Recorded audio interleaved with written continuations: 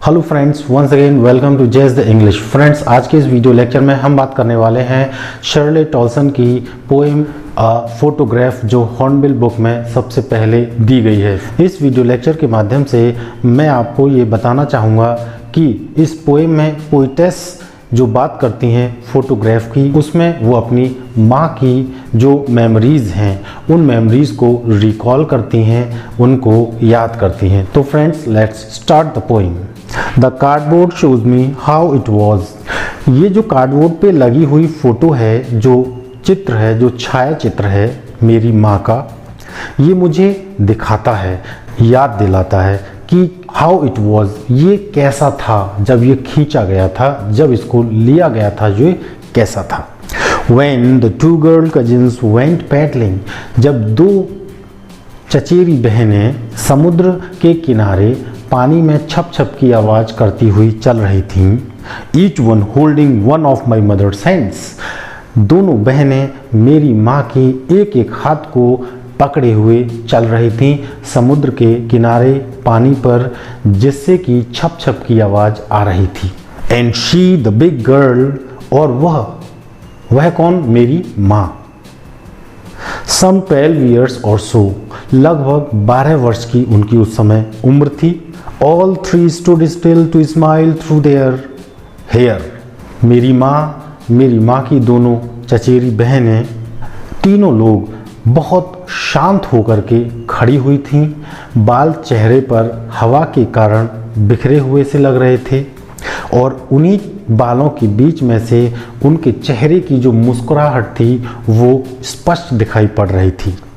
At the uncle with the camera, और एक uncle थे, वो अंकल कैमरे को लेकर के खड़े हुए थे उनकी फ़ोटो क्लिक करने के लिए। जब भी हम फ़ोटो खिंचवाते हैं तो कैमरा कॉन्शियस हो जाते हैं, जैसे ही फ़ोटो खींचता है तो बिल्कुल शांत हो जाते हैं। Same condition was with the mother as well as with her two sisters. अगला स्टेंजा पढ़ते हैं। A sweet face my mother's, मेरी माँ का चेहरा बहुत ही प्यारा था।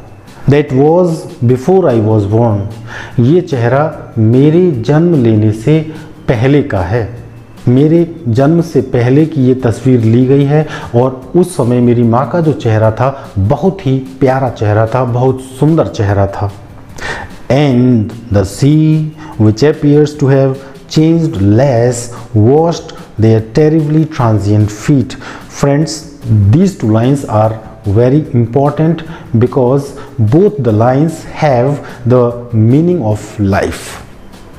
इन दोनों लाइंस में पोइटेस ने बताने का प्रयास किया है जीवन का एक मीनिंग, जीवन का अर्थ क्या है। The sea which appears to have less changed, सी जो होता है, समुद्र जो होता है, वह या तो बदलता नहीं है, सेम रहता है, या फिर उसमें बहुत कम परिवर्तन होता है। ये एक तरफ है। दूसरी तरफ क्या है?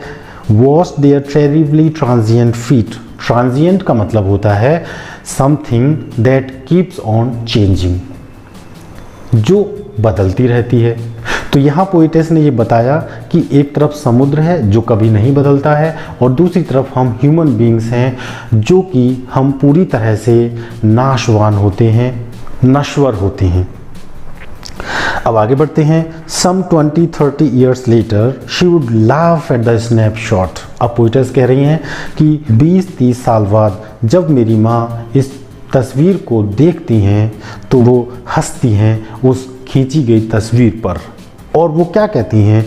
बेटी एंड डॉली सीड से, देखो बेटी और डॉली, तुम ये देखो, and look how they dressed us for the beach, कि किस तरह से हमको समुद्री किनारे पर ले जाने के लिए ड्रेसअप किया जाता था, हमको बहुत खूबसूरत कपड़े पहनाए जाते थे।